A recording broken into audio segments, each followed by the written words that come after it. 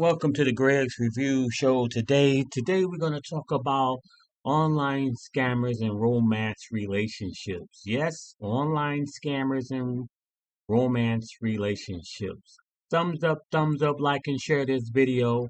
Someone needs to hear this great message. Please support us on Cash App.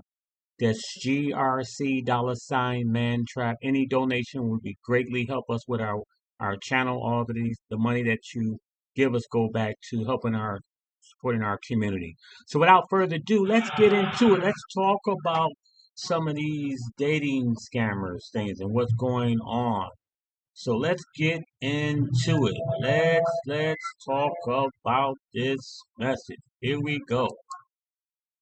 Troubling trend. Online scammers are luring people with the promise of love and then cleaning out their bank accounts with what seems to be investment advice. And this is not just a few isolated cases. A recent report by the FBI found that victims reported losing $3.3 billion last year. That's more than double the amount reported in 2021. Kevin Collier covers cybersecurity, privacy, and technology policy for NBC News. And he also just recently published original reporting on this issue.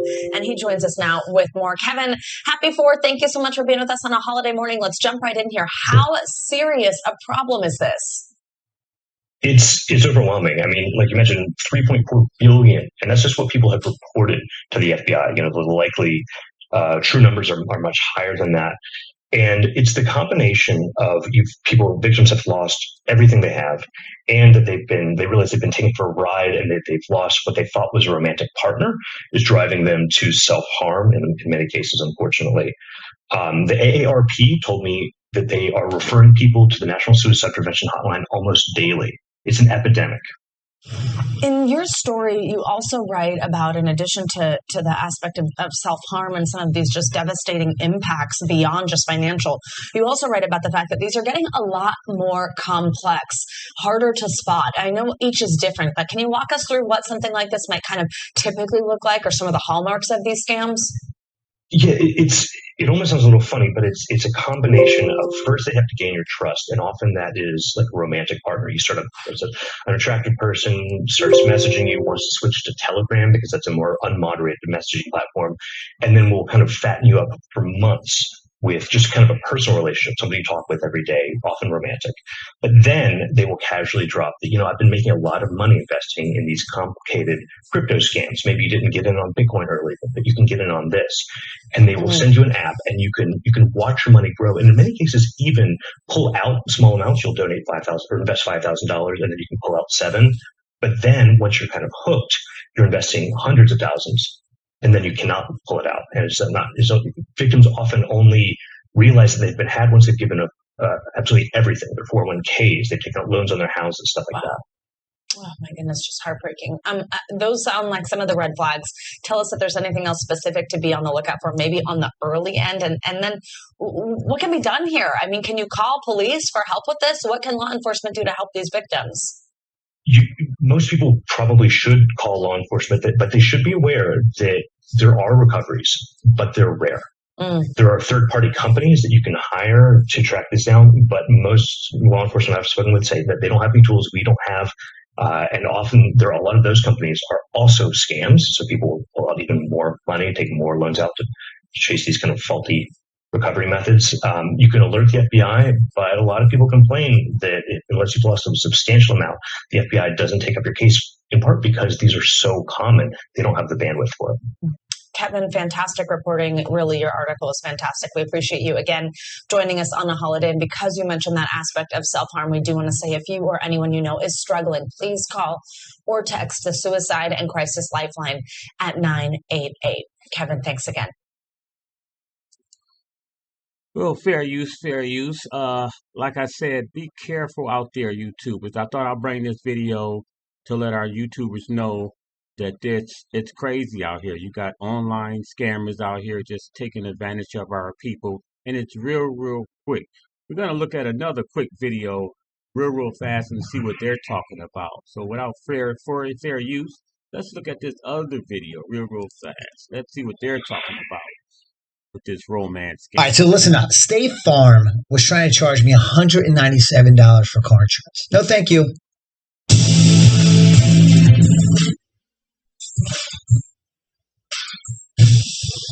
It's a new con that's cheating Canadians out of millions. Well, it's stupid.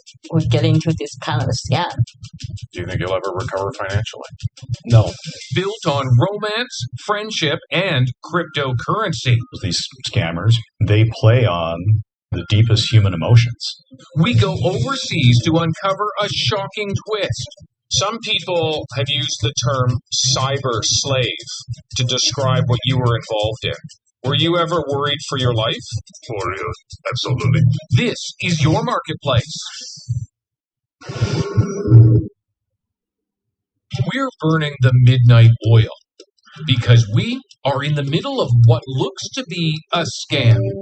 Oh, she has sent a couple selfies. This is the first one. A new type of fraud that can start with a random message on social media from someone looking for romance or friendship. So she said this is a beach that she went to over the weekend.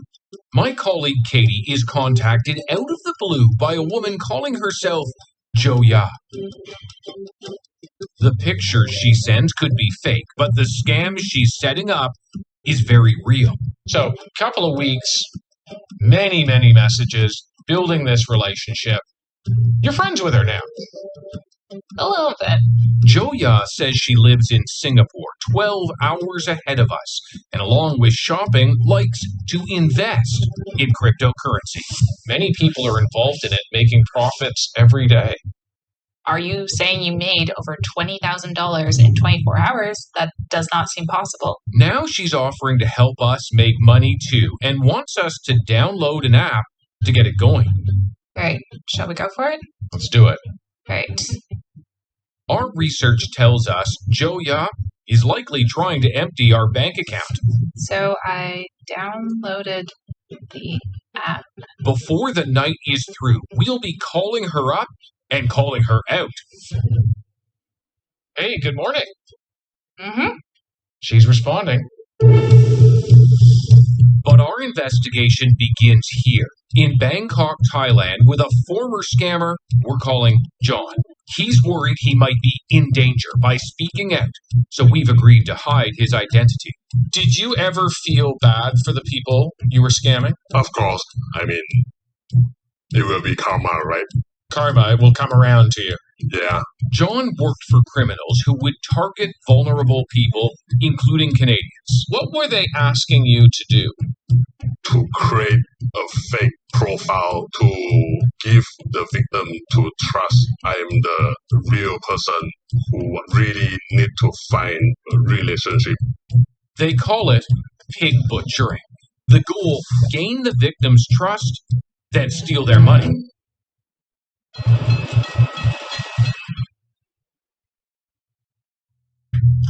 It's exactly what happens to Stephanie Lynn of Edmonton. $500,000 US on my life saving. You attempted suicide. Yeah. I feel I love this person a lot and I trusted him and I put all my money into the project that he wants me to do. And I can bear to lose him. For Stephanie, it starts with a message on LinkedIn from a guy using the name Robin Murray. I'm very cautious about these social media things, right? So if someone wanted to be a friend or connection from Facebook or Instagram, I would say what's their motive. This seems like more of a professional connection, though she does find him attractive. What she doesn't know is that his photos are stolen from someone's social media. They move their messaging to WhatsApp and begin to connect. Stephanie is a retail manager in a high-end store. Robin says he's a marketing manager for a major airline. These early contacts are exciting. I had never had someone call me honey, baby, that kind of stuff, right? It's very sweet. I feel emotionally attached with him. It's all part of the pig butchering playbook, according to our former scammer, John. How would you convince victims to invest? Try to build the relationship and then try to ask him, the victim, invest this application, this website. It's known as fattening the pig. Scammers build trust, then encourage small investments in cryptocurrency to make the victim think they've made easy money. So he asked me to invest, right? And I say that I don't believe this kind of the investment because I heard a lot the story. And he said, you don't trust my love, okay? I'm very disappointed in you, blah, Just blah, playing blah. on your emotions. Yeah. So Robin shares this video, claiming it's where he and his colleagues make their millions with precisely timed transactions on crypto markets. Stephanie is soon cashing in RRSPs, converting dollars to Bitcoin as instructed, watching her money grow on crypto platforms that she has no idea are fake, set up, and run by the scammers. Why did no one tell Michigan drivers about this new rule? If you are currently insured, drive less than 50. It looks on this platform like you're making money. Yeah. At first, That's $10,000. She says you can earn about 120 to 150 US dollars a day. Before we do, we ask for a video call. Instead, Joe Ya responds with a voice message. Of course, we can talk on the phone at any time. But when we do call, there's no answer.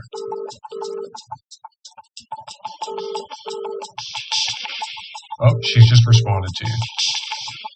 This confuses me because I've called you a few times. Could it be because of the network? She clearly doesn't want to talk, and we really don't want to give her the money. We know that this is the exact pattern used to defraud thousands of people out of millions of dollars. People like Peter, also in Edmonton, is packing up memories and his mother's belongings. There's probably nothing worse than to tell your family you've lost everything. He's selling his mom's home to help pay back money he lost from when he was pig butchered too. It feels awful. Peter is worried about his professional reputation, so we've agreed to hide his identity. How much did I get from you? Probably close to $400,000. It's huge. It's everything I have. It's devastating. There's no real seduction involved with Peter. He's actually the one to reach out first. This all started with something you saw on Facebook. I saw advertisements for cryptocurrency. It was in a time where I was just trying it out. I was very new and I needed educated, probably is quite savvy with technology, with social media. They're out of work. They're seeking quite high risk employment opportunities. So they are desperate. And even though they do it under duress, Sims says people like John might still get penalized once it's over. The people who are trapped in this, who are forced to work, it's huge risk. They are frequently detained, arrested.